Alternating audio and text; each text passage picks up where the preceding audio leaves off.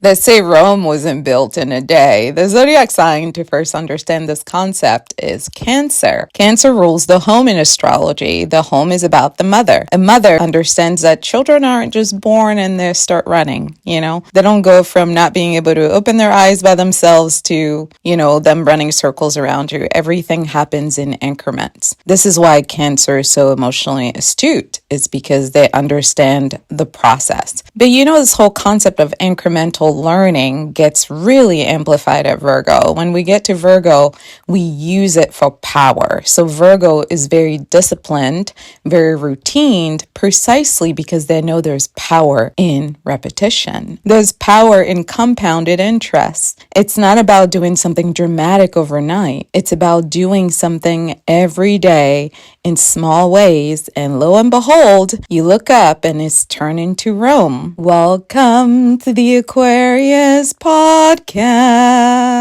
Welcome to the Aquarius Podcast. Thank you for joining me for another new moon transit. This time we're having a new moon in Virgo. What's interesting about this transit is that the sun in Virgo and moon in Virgo are both at 0 degrees. 0 degrees in astrology is the purest form of the expression of that zodiac sign. So it's about to get extra Virgo up in here with both Virgo at the sun and at the moon in its purest demonstration or communication pattern. Let's go over some of the other placements for that day, and we'll go into aspects of the moon, spiritual lessons, and we'll finish off with the horoscopes for all 12 zodiac signs. The moon is still in Leo, Venus is in Cancer, Mars is in Libra, Jupiter is in Cancer. Saturn is still in Aries, retrograde. Okay, that's the planet of karma.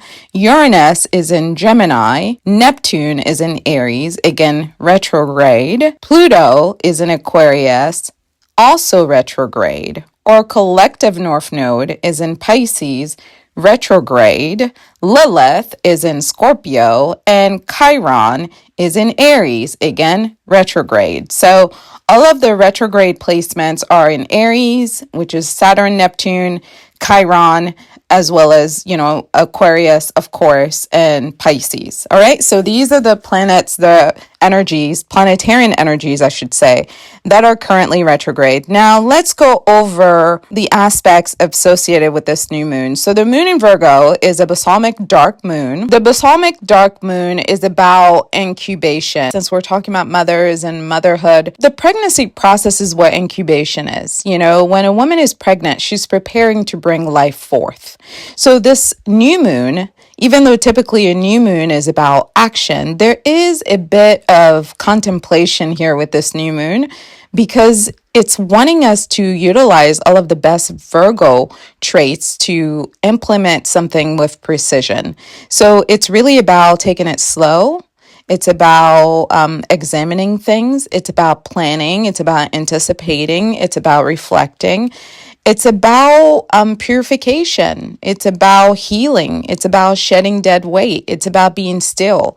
As you know, Virgo energy is the virgin. So at its best, Virgo energy is sincere, honest, helpful, kind, generous, safe, healing, clean.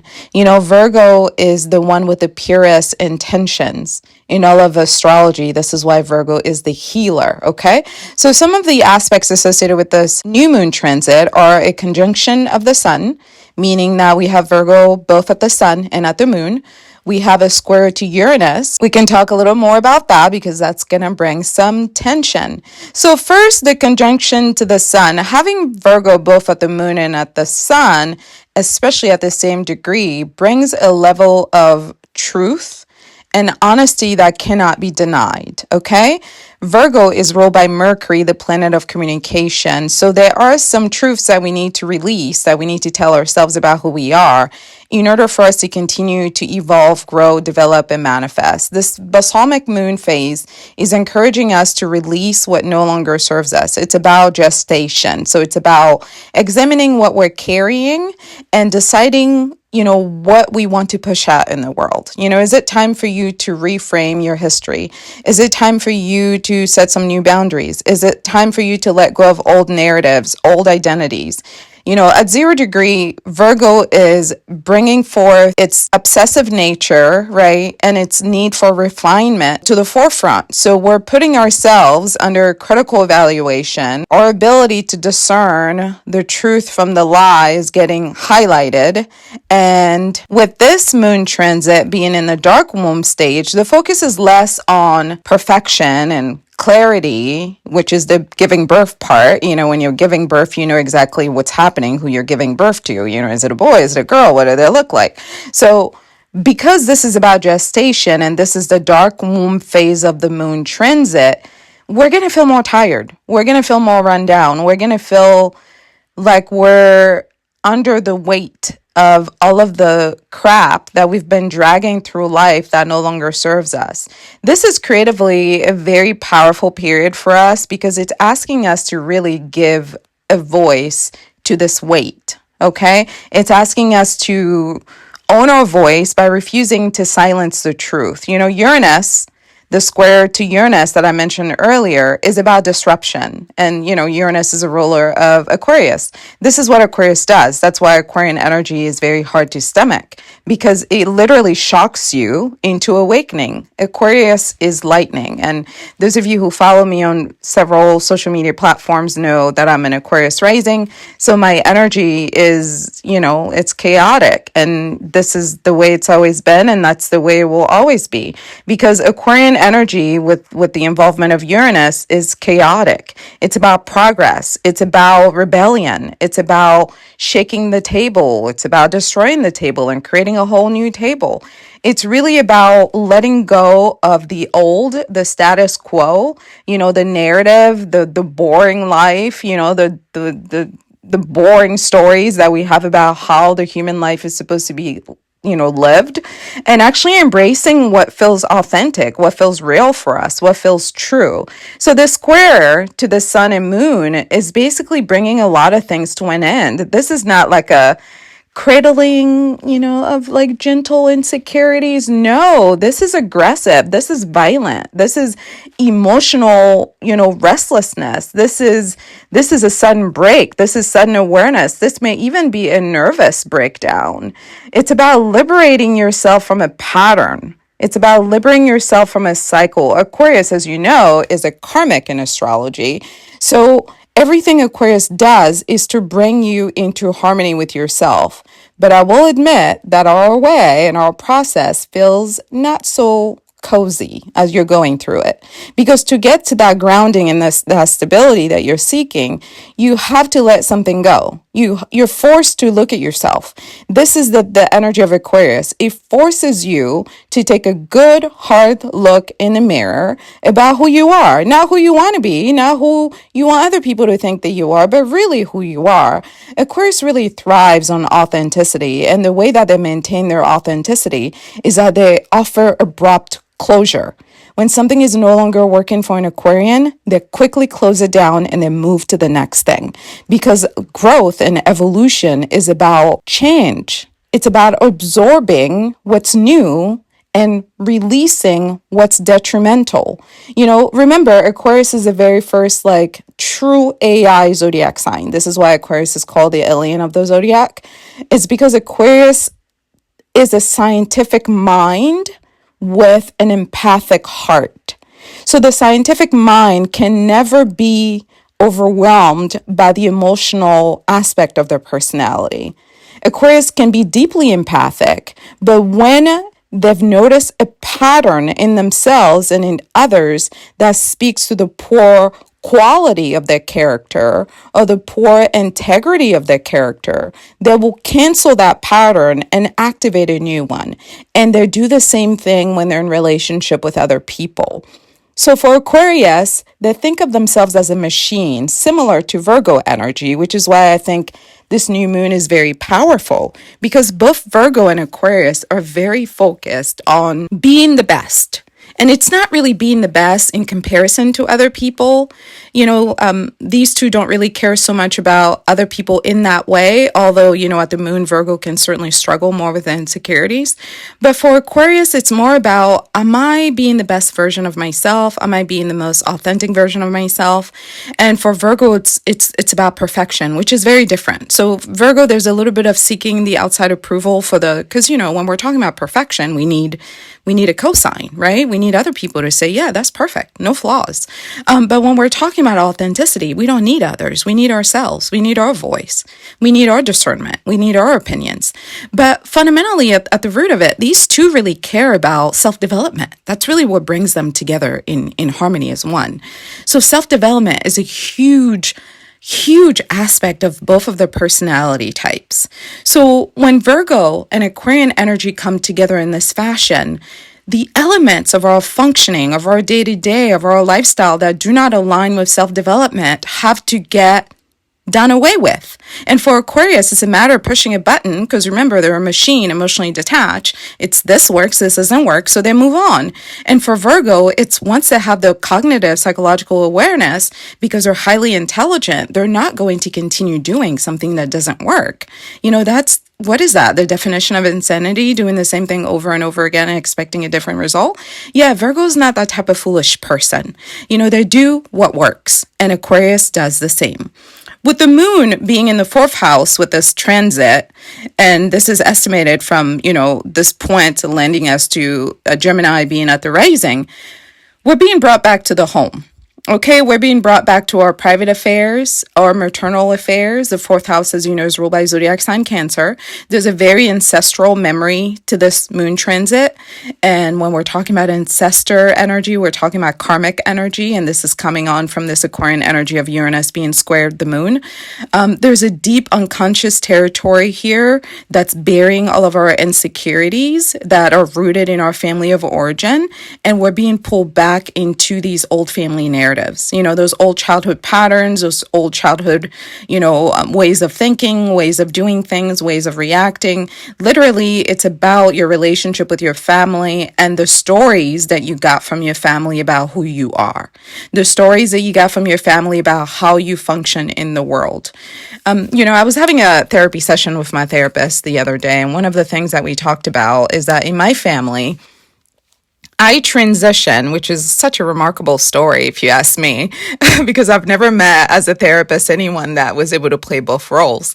But in my family, I transition from being the golden child to the scapegoat. Okay. And this all stems from me leaving my parents, Christian faith, which, function more like a cult, because when you leave, they basically tell the family to, end their emotional relationship with the person who left. And that's what makes it a cult, because it's psychologically damaging when you do not agree with what's being taught. It's not like you can choose to leave. Leaving means harm is being done to you. A little bit like the mafia. So in a way, I grew up in a religious mafia, if you want to think about it that way. So it's interesting to have played both those roles, because it's giving you a lot of perspective. When you're the one who's privileged, there's so much about your privilege you're not aware of because you take it for granted. You've always had it.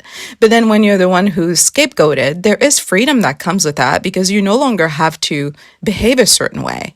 So in both of these roles, there's chains and there's freedom. Because the one that's privileged, the golden child, they're not free. They have to play by the rules. They have to look a certain way. They have to do certain things in order to get, the love from the family that they're seeking, right? So when you become the scapegoat, you get the freedom. But when you're the golden child, you get the adoration, right?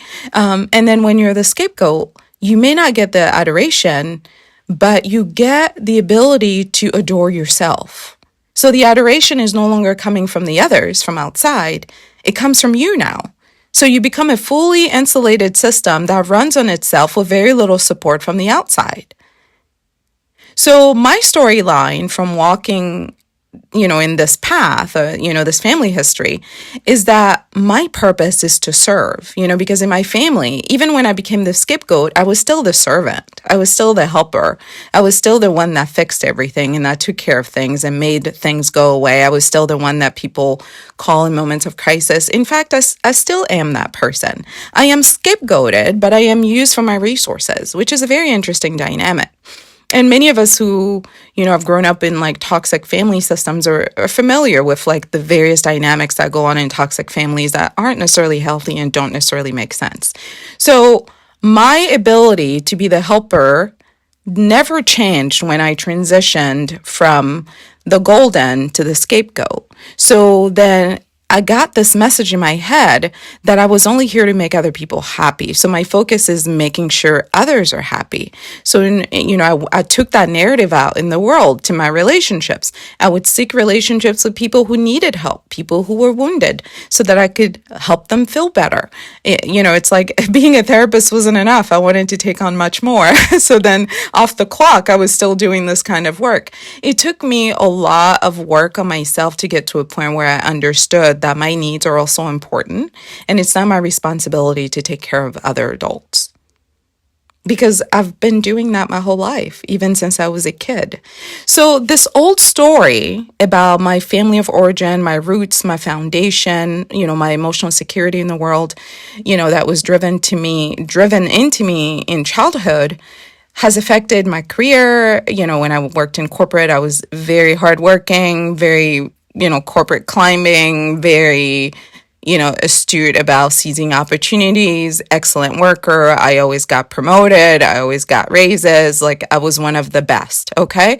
So this idea of me being the helper made me very good at helping, but then it gets to this point where it's overdoing it, where it's no longer healthy because I'm literally sacrificing myself to help others. And, I've done that in my home. I've done that in my career. I've done that in private. I've done that in public. So in my public life.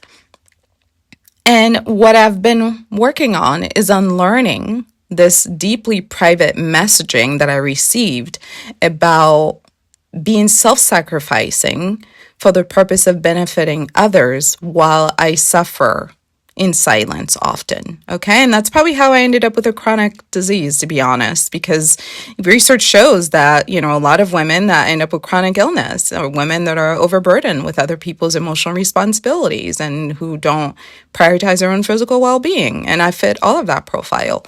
So the question to ask yourself is, what do I need to do to let go of my private life in order to realign with my outer path? What career role do I need to let go of so that my private life and my outer life can be harmonious, where things feel more healing? You might feel pulled back into some old family cycles during this time, into old family patterns, old childhood patterns. With Uranus squaring the moon here, there's going to be some sudden home changes happening. There's sudden changes happening within the realm of like relationship with emotional stability, relationships with the home life, relationship with, our sense of emotional security, our roots, our family, our heritage, our mother.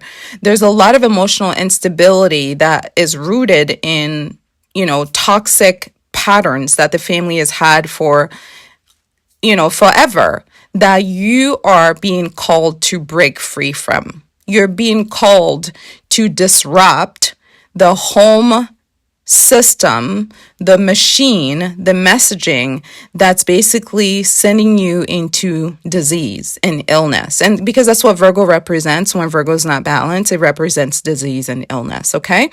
So the themes for this moon transit as a result of this shock, this disruption that's going to be happening, is that it's time to let go. It's time to rest. I've been talking about rest. Currently we're collectively experiencing a Virgo South node. So those of you that have been struggling to take your hand off the throttle and resting, this is a reminder. It's time to release. It's time to rest. What we're doing is preparing the soil for a new cycle to begin, okay? With Uranus energy, there's going to be some agitation. There's going to be some restlessness. Some of these endings that I'm describing may feel sudden, and you might crave like returning back to these old ways of doing things, these old patterns. You may even be wishing for, the good old days. Because Cancer definitely very, very much so craves their mother's love. They never stop craving their mother's love in intimate ways. And Cancer is the most nostalgic zodiac sign for this reason. So there may be a bit of grief associated with letting go of the fact that you're no longer that child. You're now a grown-up. And now you can choose something else. Now you can take the message, the lesson that child received, and move on to a new phase of your life, okay? Something very private, something very homey, something very emotional that's going on in your family life is going to get unearthed, and you're going to have to deal with it. So basically what's happening is what's in the shadows, what's subdued, what's been maintained through denial is going to be a reality that you can no longer run away from. One of the worst things that Aquarius hates about the human experience is how many of us live in denial. Aquarius cannot stand the fact that so many of us are content just pretending to be who we're not. So many of us are happy pretending to be who we're not, when truly the reason we came is to be who we are. And for many of us, we lost sight of that. So this is a moment where old baggage is going to come back up regarding like family issues, family patterns. You're going to have to revisit like the family toxicity. What's toxic, what's unclean, what needs to be purified in the way that you do your relationship with yourself and your relationship with your family members. Virgo, being in this release state, is about releasing perfectionism, self-criticism, the tendency to micromanage emotions. With this being at the 0 degree, we're being asked to practice humility. Humility is understanding that we're not invincible. We don't have all the answers. We're not perfect. This falling in the 4th house is bringing forward core emotional wounds, foundational wounds that we've lived with our whole lives due to family conditioning and unconscious messages that we've gotten about our self-worth. So what's happening is that we're clearing something at the root of our existence. This is not some shallow level new moon. No, this is about the root of who you are, the root of your family history. This is a chance to recognize where you've internalized all of this criticism, all of this self-hatred, all of this self-loathing. It's time to let go of all the shame you inherited from your mother or from your family system that may not even be yours. Many of us are walking around with stories that are not even our stories. These are stories that were fed to us and we believed it and we went with it. Those emotional habits, unfortunately, keep us trapped into the past because we're no longer those people. This new moon is making us conscious of what is unconscious. Since it's balsamic, it doesn't quite feel like we are actively healing things because what's happening, it's a psychic awareness. This purging and releasing is really about activating our consciousness, okay?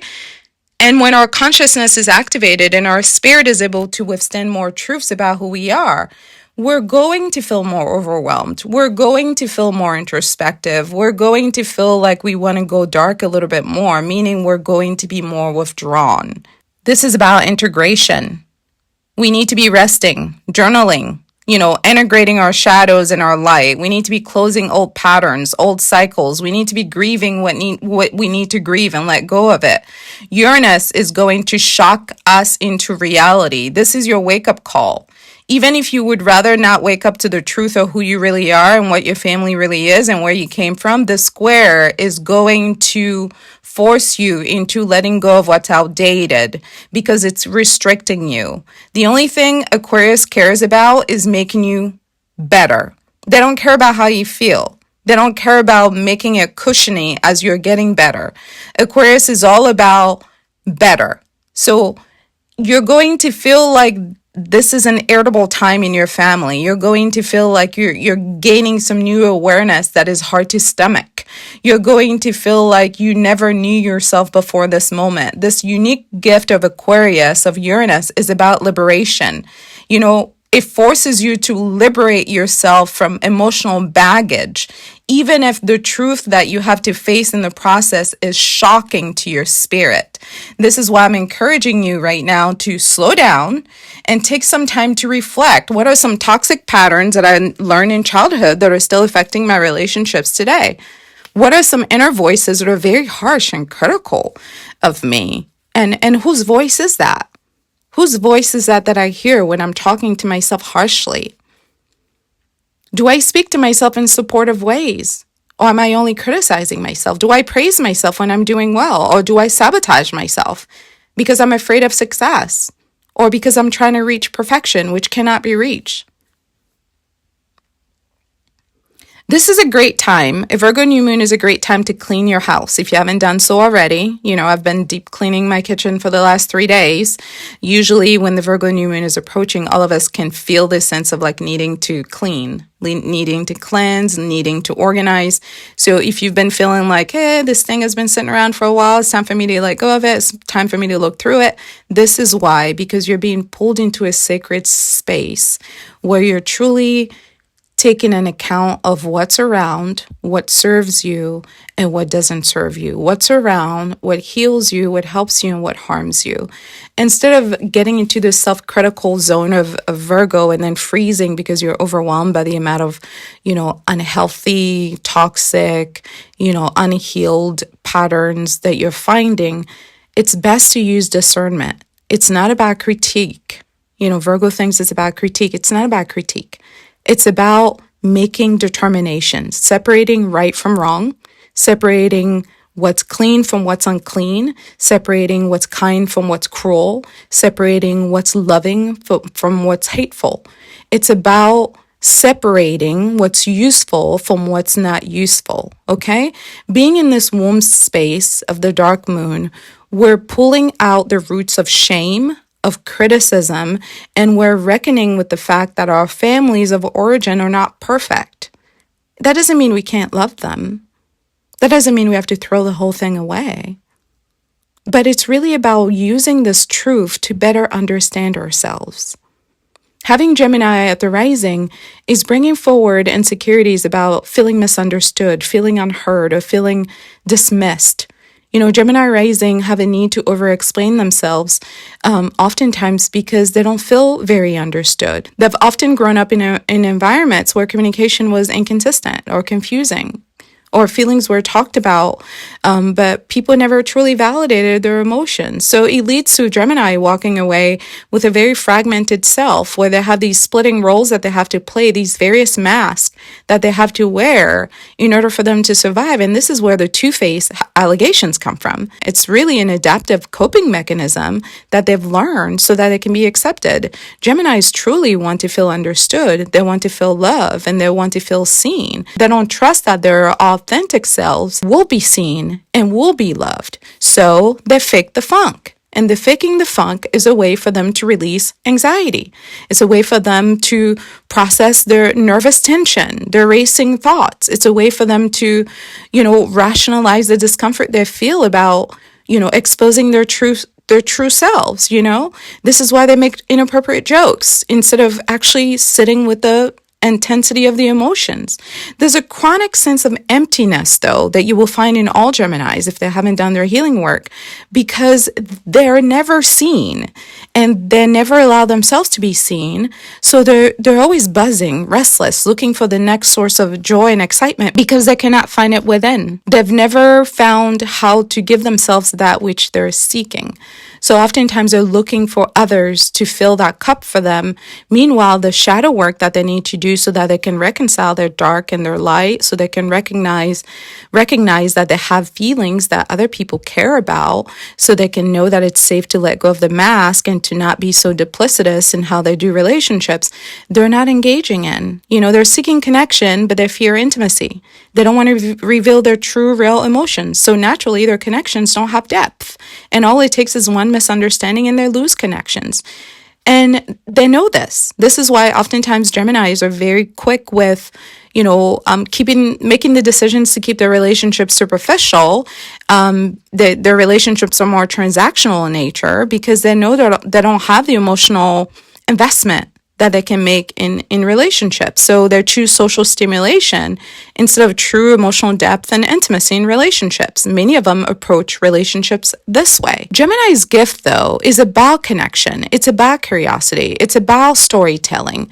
It's about bonding over knowledge in the way that benefits themselves and others.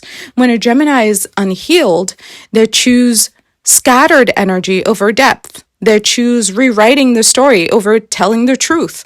They choose being different versions of themselves so that they can be accepted in all their circles. They choose to constantly be running on the treadmill in their mind instead of pausing in the mind and being still. This kind of fragmented way of living life, of presenting themselves to the world, leads to them misunderstanding themselves and not hearing themselves. And it's from that place of misunderstanding and feeling silence that they become clever at manipulation, that they become clever at betrayal, at telling half-truths or outward lies. So Gemini interacting with a Virgo moon is going to bring to the surface this core theme around being intentional. Okay, Virgo is very intentional as a zodiac sign. Even though Virgo and Gemini both share Mercury, Virgo being an earth sign, they're naturally grounded. Both of these energies are calling us to intelligent choices rooted in outcomes.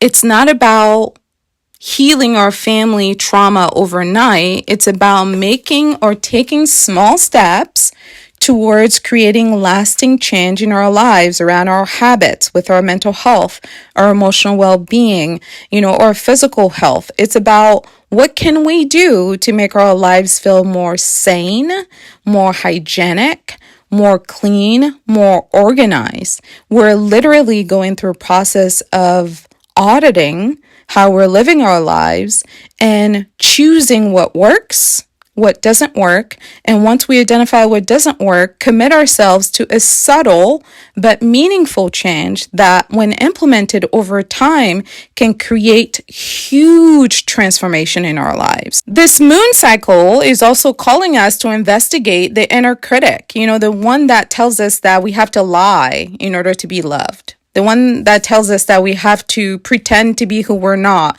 in order to be loved. The one that criticizes us and tells us that we're not enough. The one that tells us that we need to be perfect in order to be worthy. We need to investigate that voice and give that voice some self-correction and self-compassion. Okay? There's going to be tension here because Virgo does not like to let go of control. Virgo is not a very spontaneous zodiac sign, and Uranus is spontaneous. Okay, so this Uranus and Moon square is going to bring tension. Luckily, the Uranus and Mars and Jupiter aspects is also prompting us to have a new breakthrough. So there is a wonderful opportunity here to come into a new awareness that shifts our collective reality. Now let's move on to the horoscope for all 12 zodiac signs based on the rising sign. For you Aries, this normally falls in the 6th house, the house of health, wellness, and routine. This is a house of Virgo. So you're being asked to go gentle on yourself while you're making yourself aware of certain patterns that you may have that are not the most healthy. It's about you picking one daily ritual that you're going to do every day that helps you maintain your mental health and your physical health, okay?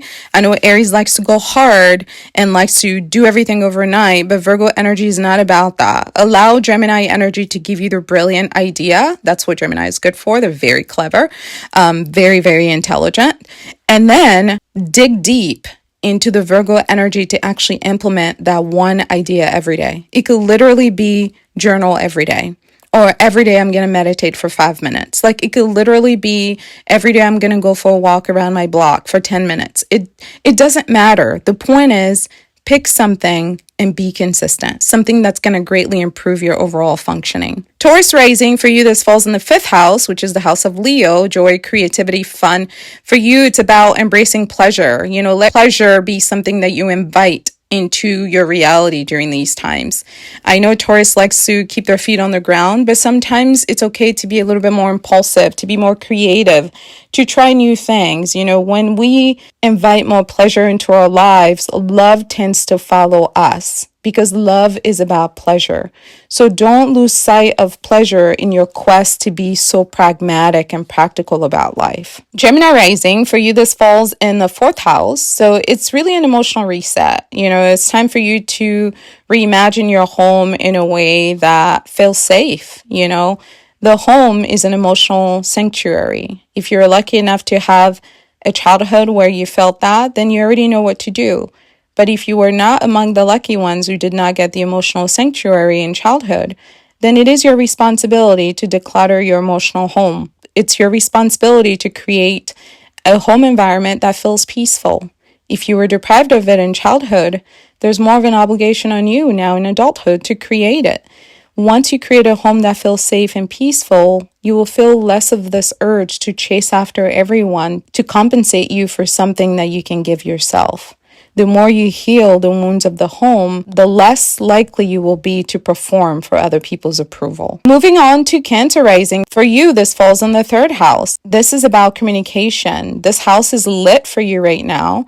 So it's time for you to express yourself. Let what's in your heart be heard. You've garnered a lot of clarity this year about things that work and things that don't work. This might be a great opportunity for you to actually start writing some of your ideas down in terms of goals that you're working on. Virgo is very goal-oriented. So writing your thoughts down, reframing some of these stories that you've gotten about who you are can actually help you navigate some of your emotional highs and lows a little bit better. This falling in the 4th house, this moon, you're going to feel this very deeply. The money issues are going to be raw for you, but there's power in being able to navigate this energy flawlessly because you're naturally ruled by the moon. So life is full of ups and downs. And for Virgo, it's really about keeping that beat, maintaining that momentum regardless of what's going on. Virgo doesn't keep their routine because they feel good or they feel bad. They keep it because they know it keeps them healthy. So when you prioritize your stability, it's easy for you to stick to the program. Moving on to Leo. Leo, for you, this falls in the 2nd house, the house of values. It's time for you to align your self-esteem and your self-worth with a structure that is your own. It's time for you to rethink of ways to keep your finances organized, your self-esteem managed in a way that, allows you to feel more confident in yourself and more stable. The 2nd house in astrology is ruled by Taurus. It is about physical elements like, material things like a house, a car, financial stability. But it also rules our self-esteem, okay? The 2nd house is also about our self-worth. And wealth is not just about money. It's about how you feel about yourself. Because even if you have $1 billion tomorrow, if you don't like yourself, that's not going to improve the quality of your life. So what you're being asked to do is restructure your life in a way that makes you feel the most emotionally worthy, okay? Whatever makes you feel the most confident, the most capable, the most stable, it's time for you to tidy up your life to harmonize with that. So you can step into that lion energy. All right, moving on to Virgo. For you, this is a huge and massive cosmic reset. Since this falls in your 1st house, you're going to be deeply confronted with a lot of the negative self-talk that you have about yourself. You're going to have to really examine all of the insecurities that you live with as you step into the person that you can be. Remember, Virgo, this is not about criticism. This is not about, I'm going to beat myself down now that I've figured out that my trauma is coming from my home. This is about, how do I reframe? It's really about reframing. In the example that I gave earlier about me being the servant, what I reframed was, my needs are also important. And my priorities now, especially now that I live with a chronic illness, are to take care of my needs and take care of others after I take care of my needs. So that's my reframe. So notice how I didn't go, oh my God, my family's so messed up. I can't believe I spent all those years being this person, being the helper, blah, blah, blah, blah, blah, blah. None of that. It was just, I've figured out the pattern. I'm going to break it. And now I'm going to make some new decisions. This is what you're being called to do. Of course, with gentleness. Okay. Libra Rising, For you, this falls in the 12th house. It's time for you to fade into some stillness, okay? This is a great time for you to reflect, to meditate on your behavior, your feelings, and how the choices that you're making in your life are rooted in feelings that or emotions that you borrowed from your childhood. You're going to have great intuitive awareness here, since this is a house of karma, the house of Pisces. A lot of things are going to come to the surface that you weren't aware of before. So you're going to be liberated in the sense that there's some raw truths about life that you are finally able to receive and absorb into your consciousness. This is not about you taking action towards these things. It's about you recognizing the ways in which you self-sabotage based on your family history. Moving on to Scorpio Rising. For you, this falls in the 11th house. It's about community building. It's time for you to reconnect with your tribe, to rebuild hope in the idea of community, of belonging to something greater than yourself, in volunteering in your community, in basically aligning yourself with other people who think like you, other people who are into similar activities as you. It's time for you to feel more deeply connected with the people around you.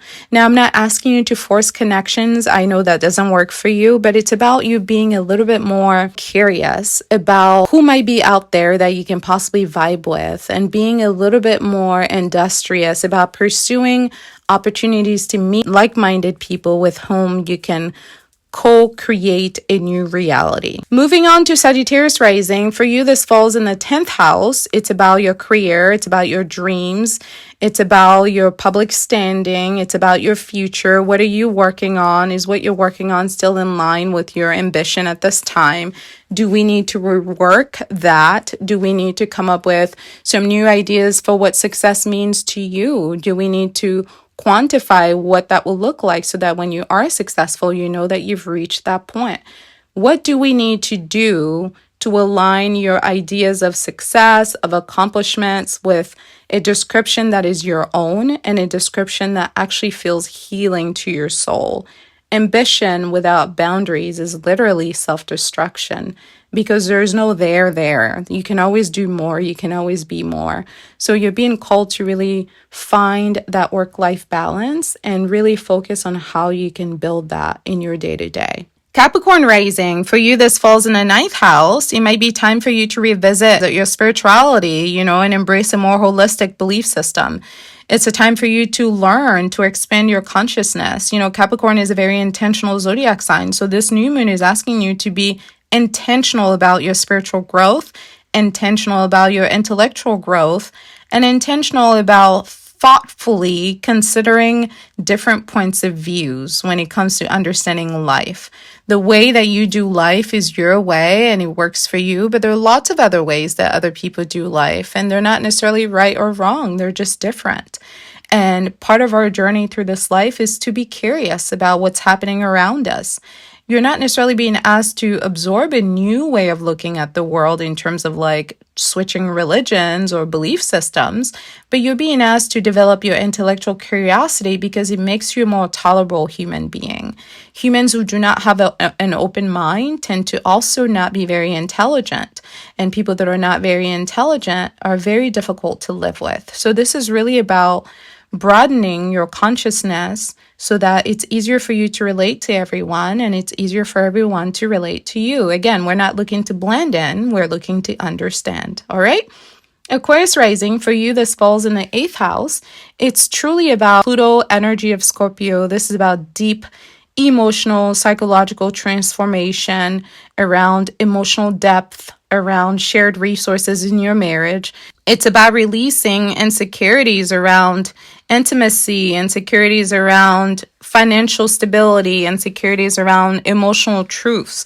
This is a wonderful opportunity for you to embrace emotional vulnerability, which is something Aquarius generally struggles with. This period of time, Aquarius, is about you healing by exposing your shadows to yourself and then being more upfront about them. Aquarius is a zodiac sign of communication.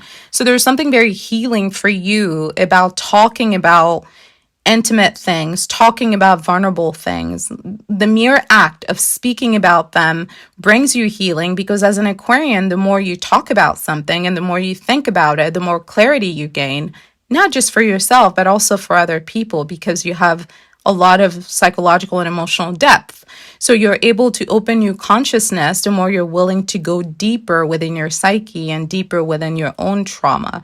So this vulnerability is going to bring you a new strength. So you're being called to embrace it as opposed to running away from it, okay? Finally, Pisces Rising, for you, this falls in the 7th house, which is the house of relationships, the house of marriage, the house of business contracts. So you're being asked to really consider your work-life balance in terms of your relationship with coworkers, work-life balance in terms of your relationship in your marriage, work-life balance in terms of the give and take in all of your partnership. You know, it's really about being honest about how you show up in relationship and how others show up in relationship with you. You're being called to calibrate that ease of connection. Are you giving enough? Are you not giving enough? Are others giving too much? Where are we? This is really all about reestablishing balance in relationship, because in healthy relationships, give and take is consistently happening, and it happens so that both people in that relationship can feel loved, respected, and valued. Let's summarize. This new moon in Virgo is about you and I setting some realistic intentions around how we're going to become more healthy. And we're going to do that with some compassion. We're going to do that with some trust in our abilities to provide ourselves these things. You know, it's not about perfection. It's not about perfect alignment. It's about bringing into harmony our wounds, our woundedness, and our vision for health. We want awareness to be something that we practice on a daily basis, not just sometimes, because awareness is what leads to health. Mental and emotional elasticity is what leads to health. The mark of an unhealthy mind is one that is rigid. So as we're entering eclipse season, it's important for us to make ourselves aware of our core wounds of not feeling enough, feeling hyper responsible because of childhood wound, you know, suppressing our emotions because we don't want to be messy and say things exactly how they are, you know, being too attached to being productive, to being rational. We're human beings. We're not machines, okay? We can't survive while we're also chronically criticizing ourselves. You know, it's time to shift from criticizing ourselves to giving ourselves compassion. Feelings can be messy because we are messy. We're humans. That's literally who we are. Service doesn't mean that you have to kill yourself to make other people happy. And you're not doing a good job if you're not servicing yourself, because eventually you will erase yourself to make room for them, which is not balanced or healthy. It's really about understanding that you're already enough. You're already enough as you are, and you'll be enough as you continue to grow. And where you are now is perfect. You're perfectly where you need to be in this very moment. We all have work to do, and the work never ends. We don't do, I wish I could have, I wish I would have, because we're in this moment right now. In this moment, you're enough. In this moment, you can grow. In this moment, you can make better choices, okay? In this moment, you can choose to be a clean person. In this moment, you can choose to be a good person. You don't have to be overly responsible for other people. You don't have to suppress your emotions to make other people comfortable. You don't have to constantly criticize yourself. Nobody has ever gotten to feeling better about themselves without beating themselves down. Healing is about compassion. It's about accepting that we're not perfect, because we can't heal something that we refuse to acknowledge. It doesn't make sense. What are we healing if we think we're perfect? Healing is about letting go of the belief that we need to work to earn love, letting go of the belief that we're only valuable if we're useful. These are the main points that we're being called to journal on. So I would encourage you to take some time, especially with this transit having a lot of Mercury energy, with, you know, it being in Virgo, ruled by Mercury, and we have Gemini at the rising, which is also Mercury. Uranus is currently in Gemini, which is also Mercury, or Fortune is also in Gemini, Mercury. So Mercury energy is very abundant right now. So there are lots of truths that our spirit wants to reveal to us, that our mothers, ancestors want to reveal to us, the mothers from our mother's bloodline want to communicate to us. So take some time to quiet down so that truth can rise up in your soul. And when it comes up, you're going to want to run away because it's scary and it's ugly and it's not pretty and it's not comfortable. And instead of running away, I just want you to write it down. Just write it down. That's it. And then go back to it later. And after you're able to read it and accept it, come up with a plan. Virgo is the very best zodiac sign at planning and execution. Come up with a plan for what you're going to do about it and do it every day. And for the love of God, please don't make it a convoluted plan. Something small and simple that you can do every day to make those women proud. Make those women proud, okay? They brought you forth so you can be a better version of them. So make them proud. All right. So the next moon transit is on September 7th. We're having a full moon in Pisces, and that's going to be a lunar eclipse. Eclipses are hard. We're going to have a couple of them in September, one in Pisces and one in Virgo. So this new moon that we're having is really like a gift before we get into this very heavy energy in the month of September. All right, y'all, take care of yourselves, okay? And I'll catch you on the next one, which will be on September 7th for the full moon in Pisces lunar eclipse. Take care. Bye-bye. You can book your astrology reading at intuitivehealing.com. You can also watch videos at Intuitive Healing here on YouTube for Astrology 101 content. Listen to the Aquarius podcast on Spotify, as well as here on YouTube for your horoscope. If you're interested in astrology and love connections, you can visit at Styled Under Libra. And of course, for health and wellness and holistic healing, visit at Styled Under Virgo for all of your astrology content. Thanks so much for watching.